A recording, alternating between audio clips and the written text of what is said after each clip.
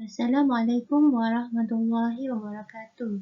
Saya Syafiqatul Najwa binti Ain dari Diploma Pendidikan Islam akan membentangkan tajuk Implikasi Pendatang Asing dan Pemindahan Teknologi.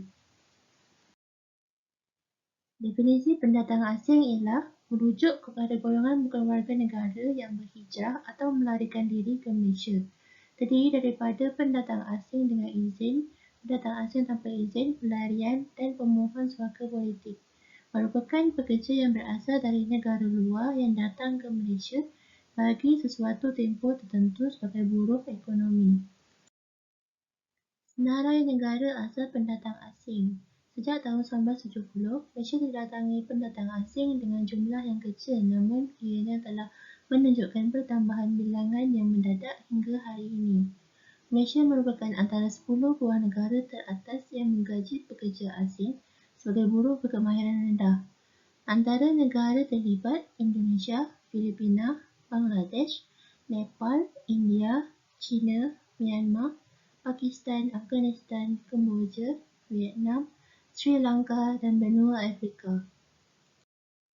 Punca kemasukan pendatang asing. Yang pertama, krisis ekonomi di negara asal. Contoh, krisis ekonomi Asia 1997 dan 1998 melibatkan negara-negara seperti Korea Selatan, Jepun, Thailand, Indonesia dan Malaysia.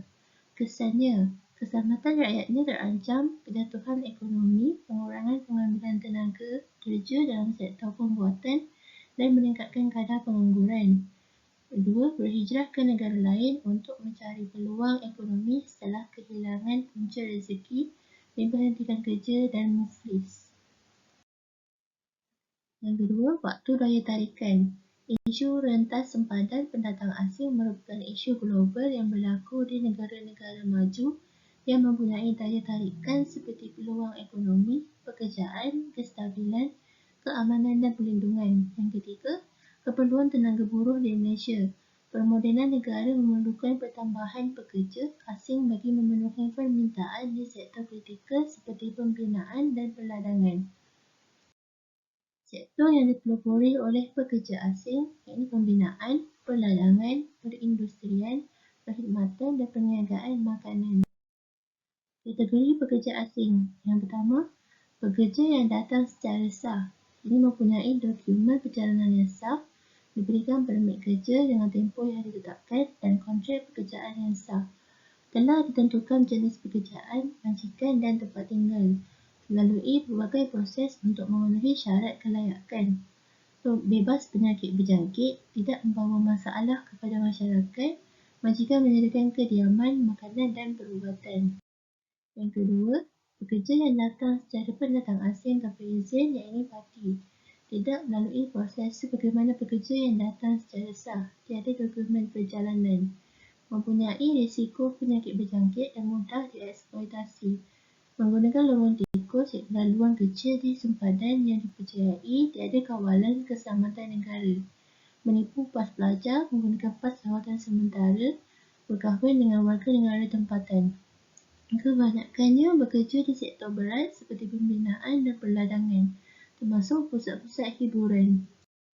Kesan kedatangan pekerja asing. Yang pertama, hak rakyat tempatan terjejas. Majikan gemar mengupah pendatang asing kerana penggajian jauh lebih murah. Kedua, mengambil peluang perniagaan rakyat tempatan dengan memajak lesen hingga menjadi kaya tanpa membayar cukai pendapatan. Yang ketiga, tingkah laku negatif seperti rompakan, rogol dan pembunuhan. Yang keempat, pembentukan masyarakat majmuk, pelbagai etnik, kesan perkahwinan dengan rakyat tempatan. Mewujudkan kawasan setinggal, menyekolahkan anak di sekolah kerajaan dan menggunakan perkhidmatan kesihatan kerajaan. 6. Dari aspek politik, menggambarkan kelemahan pentadbiran dan penguatkuasaan kerajaan. Antara implikasi dasar, penghantaran pulang pendapatan ke negara asal oleh pekerja asing menyebabkan kerugian dalam akaun negara.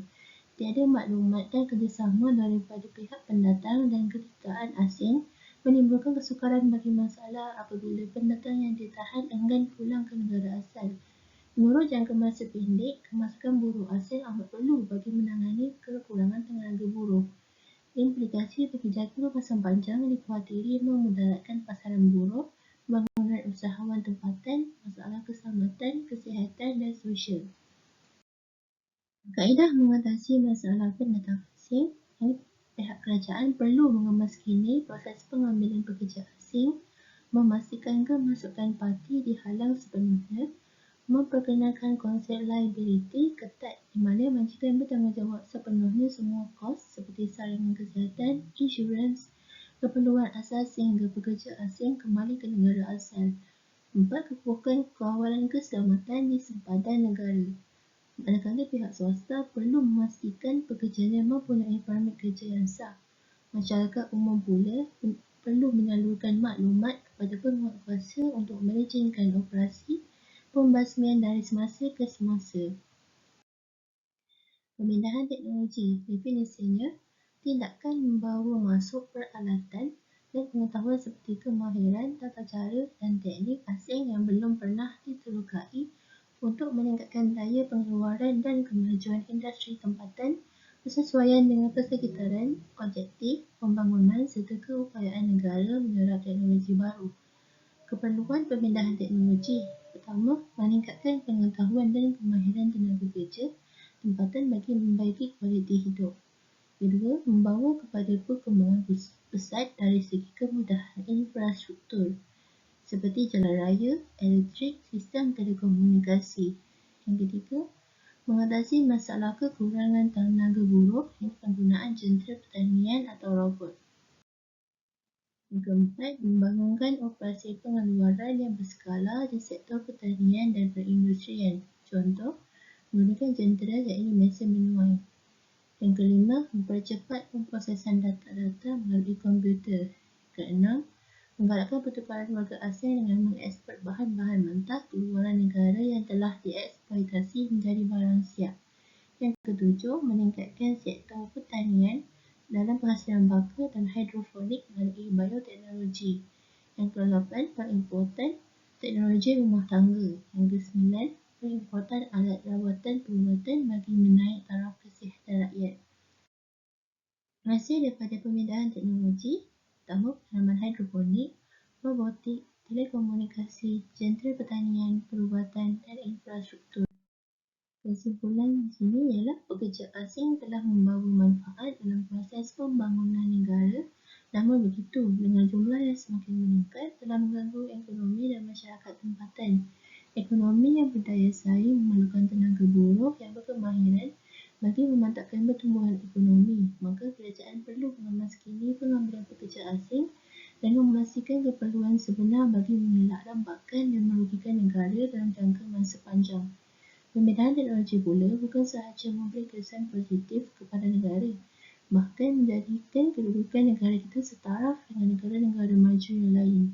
Kita perlu memanfaatkan kebaikan pemindahan teknologi demi kesejahteraan negara. Sekian, terima kasih.